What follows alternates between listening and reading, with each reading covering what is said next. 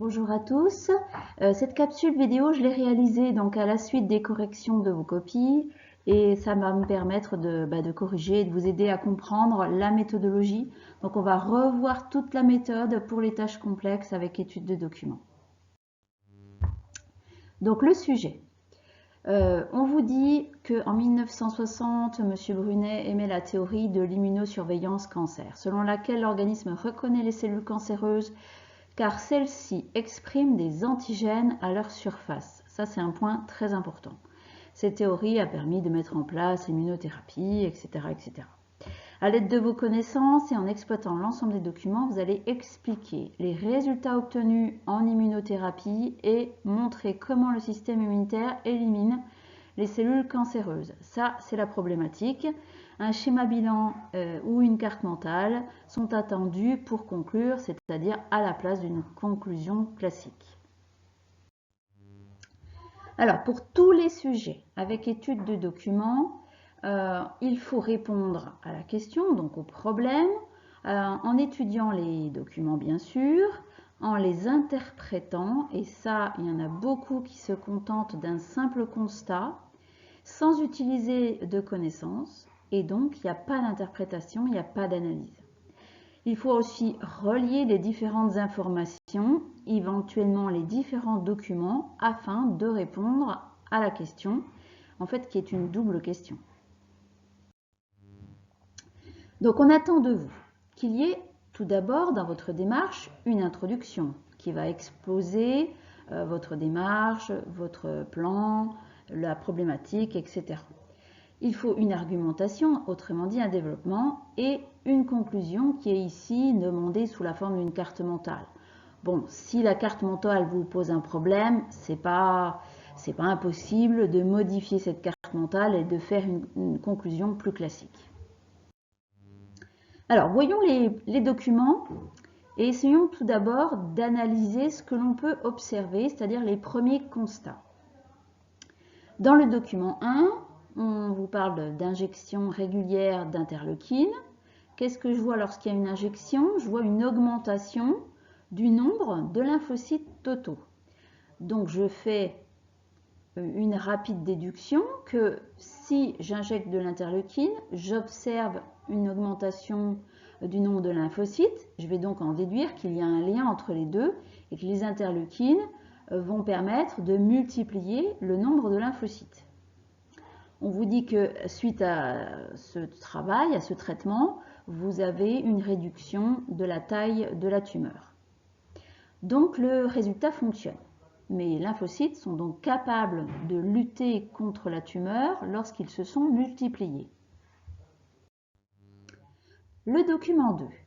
C'est sensiblement la même chose, donc on parle toujours d'injection d'interleukine, mais cette fois c'est plus in vivo, dans le corps, qu'on va injecter l'interleukine, mais dans une éprouvette ou dans une boîte de pétri, lorsqu'on aura ensuite prélevé un nodule cancéreux. Donc le but c'est le même, c'est de multiplier le nombre de lymphocytes qui apparaissent ici en jaune. Et une fois qu'on a suffisamment de lymphocytes, on va les introduire dans le corps et ils vont agir dans le corps pour détruire la tumeur là où elle se trouve. Donc on peut faire les mêmes déductions. Le document 3 vous parle de ces fameux lymphocytes que l'on a extraits de la tumeur et des cellules cancéreuses. On voit qu'ils sont en pleine action. Il y a un toucher entre le lymphocyte et la cellule cancéreuse. On reconnaît par là le baiser de la mort. Le document 4 vous parle du CMH, donc le complexe majeur d'histocompatibilité. Ici, on a repéré dans le CMH un petit point rouge qui nous fait penser à un antigène. Donc notre lymphocyte, qui est ici spécifique de cet antigène, aura bien repéré que le CMH est anormal pour la cellule cancéreuse. Et pourtant, il ne va pas attaquer. Pourquoi? Eh bien parce qu'il y a un frein moléculaire. Donc ce sont les molécules PDL1 et PD1 qui vont, à partir de cette reconnaissance, inhiber le travail du lymphocyte. On apprend donc grâce à ce document qu'il n'y a pas une simple reconnaissance du CMH, mais et donc de l'antigène, mais aussi une reconnaissance par d'autres récepteurs qui empêchent le travail du lymphocyte et empêchent la destruction de ces cellules cancéreuses. Donc, le but pour stimuler l'action de ces lymphocytes et la réponse adaptative, ça va être d'utiliser des anticorps spécifiques de ces molécules du frein. Ainsi, le frein ne fonctionne plus et donc le lymphocyte va pouvoir attaquer cette fois parce qu'il aura bien reconnu les CMH anormaux de ces cellules cancéreuses. Alors maintenant qu'on a fait nos premiers constats à partir des documents, il va falloir y associer des connaissances, ce qui va permettre de faire des déductions et des explications à partir de tous ces documents. Sur le premier document, il va falloir expliquer ce qu'est l'interleukine, qui la produit et quel est son rôle. Je vais donc pouvoir en déduire que ma réponse adaptative, elle va être ici stimulée artificiellement par ces injections d'interleukine. Je vais donc expliquer que cette interleukine, elle va être importante pour booster notamment les leucocytes, permettre la sélection clonale, la différenciation aussi clonale des lymphocytes spécifiques qui vont lutter contre cette tumeur. On me dit aussi que si j'utilise trop d'interleukine pour les trop grosses tumeurs, c'est dangereux, c'est toxique. Je peux même expliquer pourquoi. Si je stimule trop les lymphocytes, je risque de stimuler des lymphocytes autoréactifs, autrement dit de déclencher une maladie auto-immune. Pour le document 2, c'est sensiblement le même mécanisme. Je peux donc expliquer, notamment sur cette partie-là, qu'il existe plusieurs types de lymphocytes. Il va falloir expliquer le rôle des T4, des T8 et des lymphocytes B. Je peux aussi expliquer, à partir de ce premier document, qu'il y a une nécessité d'une reconnaissance antigénique, c'est-à-dire que le travail des lymphocytes, il est spécifique. Et donc les lymphocytes T8 qui vont permettre de reconnaître le CMH anormal des cellules tumorales va être indispensable. Pour le document 3, j'ai ici donc le baiser de la mort qui est montré à partir de ces photographies en microscopie électronique. J'ai donc un contact entre les lymphocytes T8 cytotoxiques et la cellule cancéreuse. Je vais donc pouvoir expliquer le rôle du CMH, qui est ici reconnu comme un antigène, et le rôle des perforines, qui sont produites par les lymphocytes T8 cytotoxiques pour détruire ces cellules anormales. Je vais donc expliquer tout le mécanisme de la suppression, de la destruction de ces cellules cancéreuses. Le document 4 est important pour expliquer pourquoi les cellules cancéreuses, bien souvent, ne sont pas détruites par des lymphocytes T, parce que, non pas qu'elles ne sont pas reconnues comme anormales, mais plutôt parce qu'on a un mécanisme de frein moléculaire. Il faut donc d'abord expliquer la notion d'anticorps, qui produit les anticorps et comment.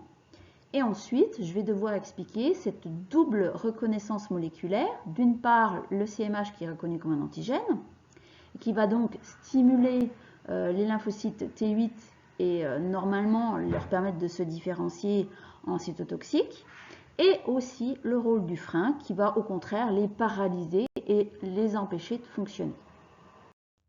Alors maintenant que la phase de brouillon est terminée et que j'ai à peu près constitué le plan d'action, il faut que je me souvienne que j'ai 3 temps importants sur ma copie. Quand je vais passer au propre, je n'oublie pas de faire une introduction, si possible au propre. Ensuite, je vais penser à l'argumentation et au développement avant de conclure. Alors, pour l'introduction, elle est en 3 parties. D'abord, définir le contexte. Ici, il y a plusieurs choses à définir. Tout d'abord, qu'est-ce que c'est qu'une cellule cancéreuse? Ne pas oublier d'expliquer cette histoire de mutation. Et n'oubliez pas aussi d'expliquer cette notion d'antigène qui va permettre d'avoir une réponse adaptative du système immunitaire. Le problème, il n'y a plus qu'à le recopier parce qu'il vous est clairement donné. Et ensuite, n'oubliez pas d'indiquer votre plan. Alors ça, moi, c'est mon plan. J'ai choisi de faire une première partie en utilisant les documents 1, 2 et 4 pour décrire les techniques utilisées en immunothérapie et de voir ainsi les résultats obtenus. Et dans une deuxième partie, je vais utiliser le document 3 et 4 pour expliquer comment le système immunitaire il va permettre d'éliminer le cancer, la tumeur. Alors, quelles sont les connaissances indispensables pour réussir cette tâche complexe? Tout d'abord, on peut rappeler le rôle de ces cellules de l'immunité innée.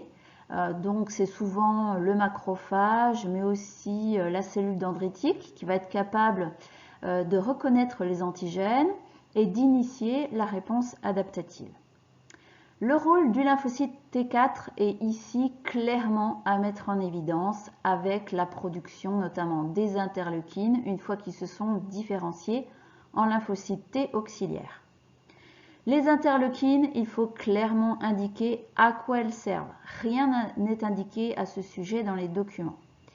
Donc les interleukines, elles vont permettre la différenciation des lymphocytes B en plasmocytes pour la production des anticorps, ou la différenciation des lymphocytes T8 en lymphocytes T cytotoxiques pour permettre la destruction des cellules cancéreuses ou des cellules infectées par un virus, puisque c'est le même mécanisme du baiser de la mort.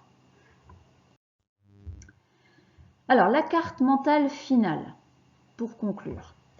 Donc, j'ai repris ces connaissances indispensables. J'y ai ajouté donc les notions de mutation qui vont permettre de faire comprendre que le CMH ainsi modifié par ces mutations va devenir antigénique. Je vais rajouter donc l'intervention des interleukines extérieures que j'ai ici injectées pour booster la réponse adaptative. Le rôle des anticorps qui va être utilisé en immunothérapie. Et puis le rôle des lymphocytes T cytotoxiques qui va permettre la destruction des cellules cancéreuses avec l'utilisation et l'intervention des perforines. Bien, maintenant que j'ai terminé donc l'introduction et la conclusion, il va falloir passer au développement qui va se faire directement au propre sur la copie. On se souvient que pour argumenter et donc pour effectuer notre développement, il faut partir des constats à partir du document. Je vois que, j'observe que, etc.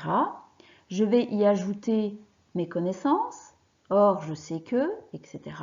Et je vais ensuite conclure, déduire, expliquer à partir de ce lien entre mes connaissances et les informations des documents.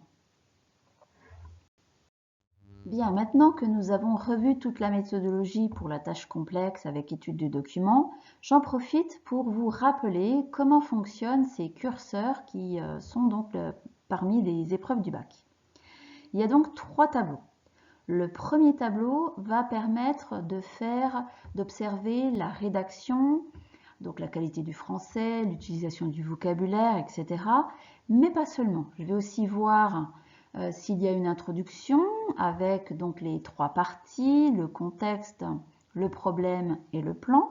Est-ce que j'ai une argumentation avec des titres clairement indiqués et une conclusion, ici sous forme de tâche de carte mentale ou de schéma bilan. Le deuxième tableau, donc celui qui apparaît en bleu, il permet de voir si j'ai suffisamment exploité les documents, est-ce que les connaissances que j'ai apportées sont suffisantes pour pouvoir interpréter. Il y a donc, c'est donc une partie non seulement mobilisation des connaissances et analyse des documents. Le troisième curseur va être en fait le plus intéressant. Est-ce que j'ai finalement résolu le problème, ou plutôt les 2 parties du problème. Est-ce que j'ai résolu la mission qui m'a été confiée? Voilà, j'espère vous avoir aidé à bien comprendre la correction de ce DS et n'hésitez pas à m'envoyer vos questions par mail. Au revoir, à bientôt.